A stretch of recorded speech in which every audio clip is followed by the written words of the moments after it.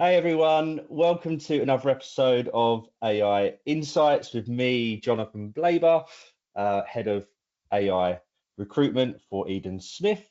We have a very special guest with us today, Cien Solon, who is on a mission not to leave anyone behind on AI transformation. So welcome, Cien, to this episode. How are you? I'm great. Thank you so much for having me. I'm super excited to be here. And yeah, thanks for having me. The prompt queen, I should have introduced you as, obviously. So really welcome to the show. I mean, this podcast has been aimed at, CEOs, CDOs, leaders that really are thinking about adopting AI in one shape or form. But I think it's really important to talk about these things right now because it's so uncertain, the market right now, in terms of what direction AI goes down, what direction companies go down. But certainly, I think a hot topic right now is Gen AI. Everyone's talking about it, but I think we really need to share a bit more kind of deeper insight into what businesses can do, and maybe share some success stories from yourself that's really, you've seen work really well, and maybe some that haven't worked so well. But I think it's really important for our listeners just to kind of, yeah, get some wisdom from the prompt queen herself. So I always like to start these shows with introducing, the guests. So Shen, over to you. Yeah. So I'm Shen. I'm the CEO and co-founder of Launch Lemonade on a mission to democratize access to sophisticated tech. So my background has been predominantly in financial institutions and fintech, where I delivered and integrated in AI solutions within our products, helping our customers have better experiences and at the same time improving how we, for example, assign credit, detect fraud, onboard better customers.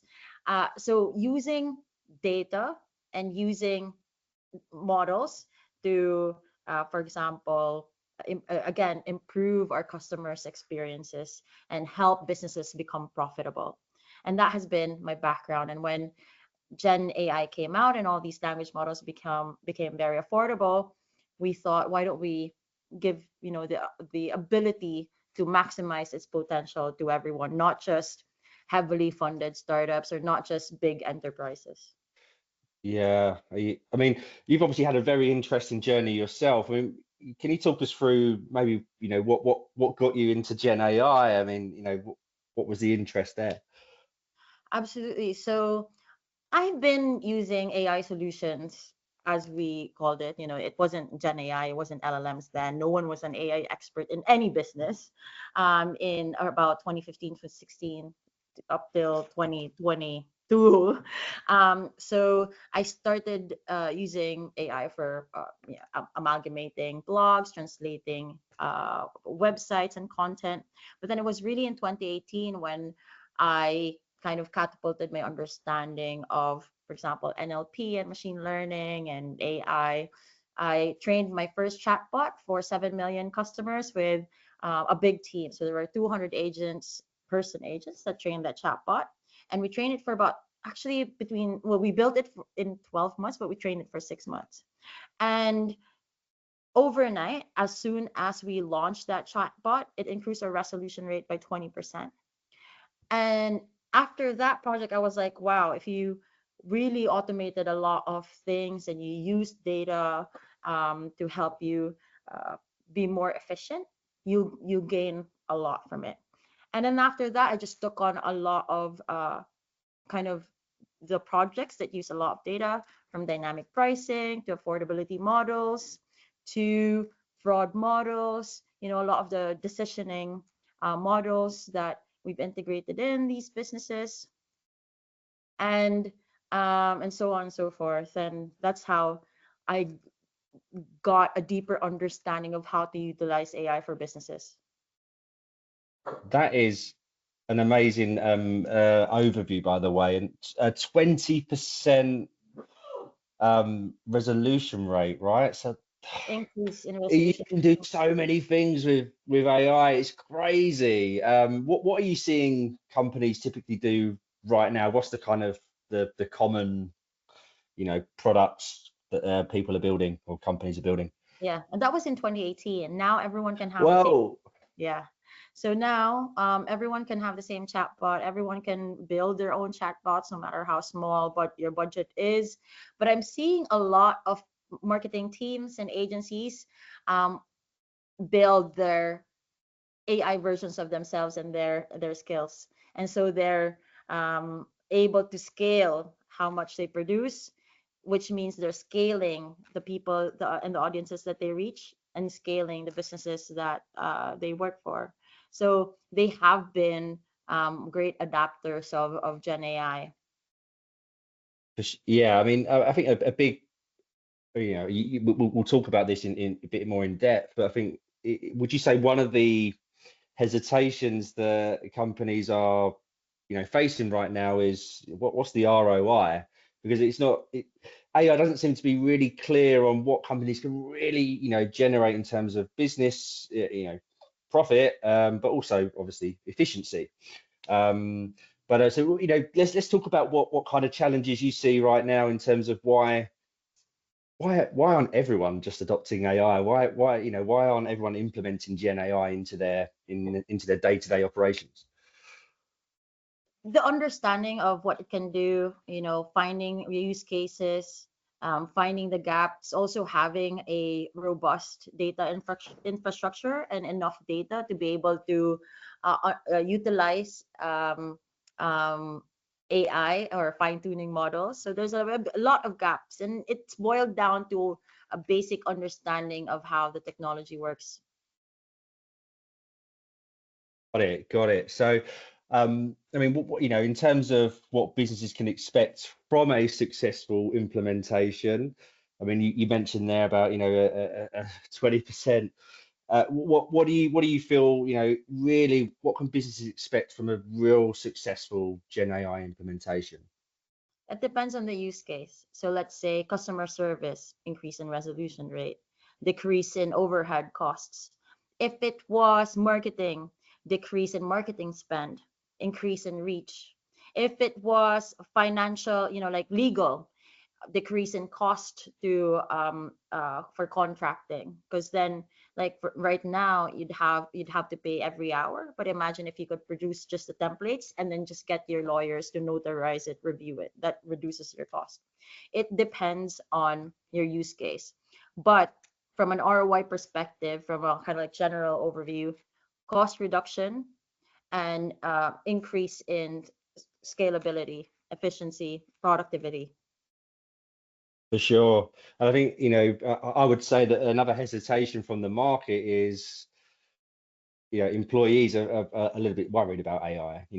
Is it going to take my job? And I think it's really important that we share, the message to employers that, AI isn't here to take away jobs. It's here to, work with us, make us more efficient, get us on the tasks that we really love, as opposed to the repetitive tasks, the tasks that aren't so interesting, right? So, what can businesses be doing at the moment to upskill their staff? But, what kind of core skills do you feel that employees need to transfer into more of a prompt engineering Gen AI role? I think that everyone should innovate and build. So everyone should have, for example, design thinking, understanding how customers have conversations, discover solutions, and then build the solutions. That's a key skill I find that would be great, for my employees or for anyone's employee. Because if your employees know how to solve problems, and if they learn how to do that with AI, the possibilities of what you can innovate for your customers are endless.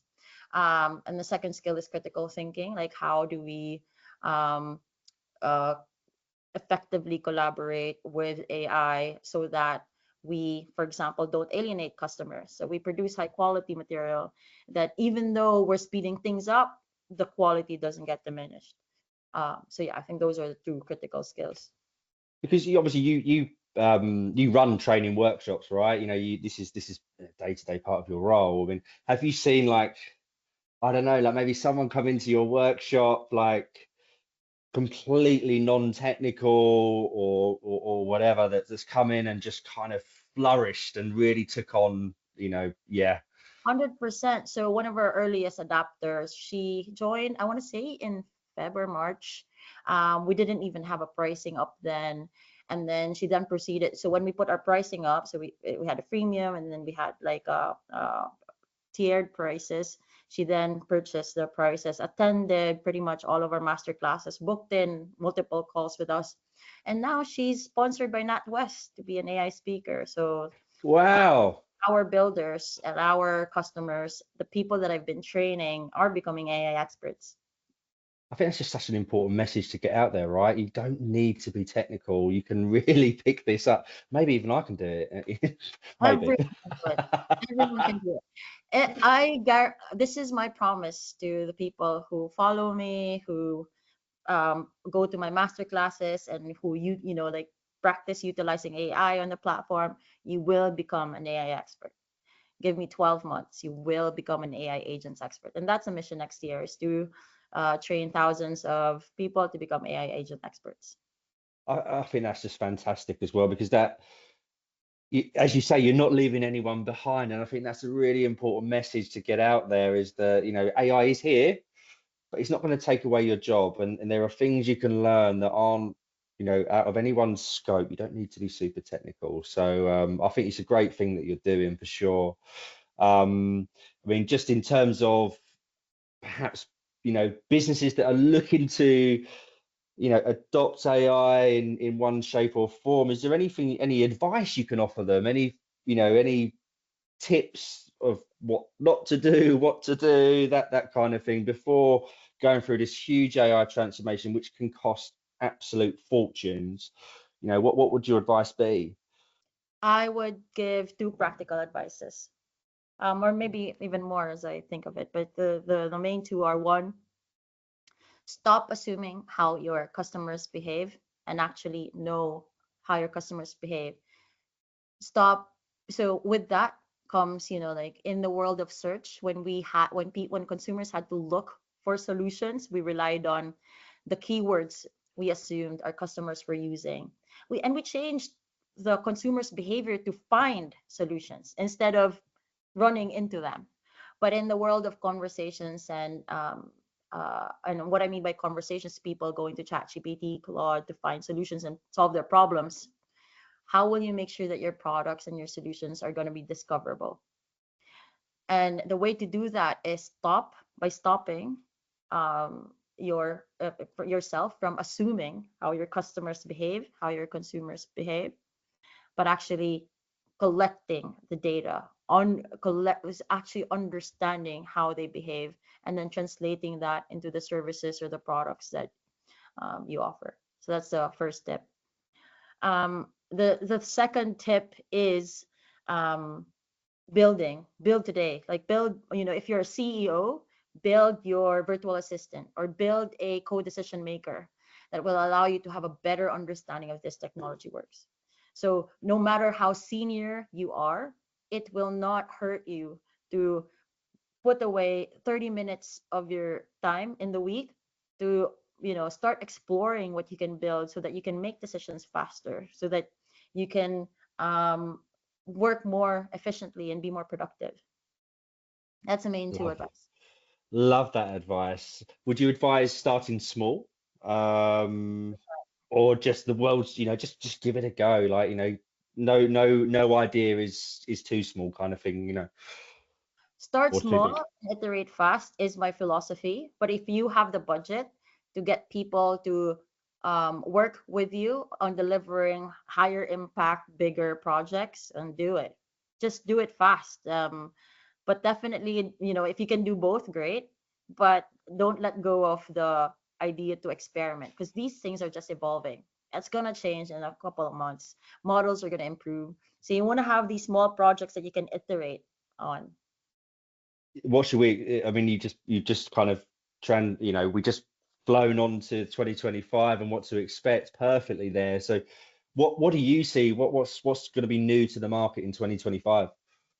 It's not necessarily new. I think we're already seeing an emergence of agentic AI that can automate workflows. I think personalization is going to be huge. And I think experience, conversation design is going to be huge as well. Like, how do we design products and our solutions that are favorable in the world of conversations and experiences? Because people are going to stop looking and searching. They're going to be discovering, they're going to be experiencing, they're going to be communicating.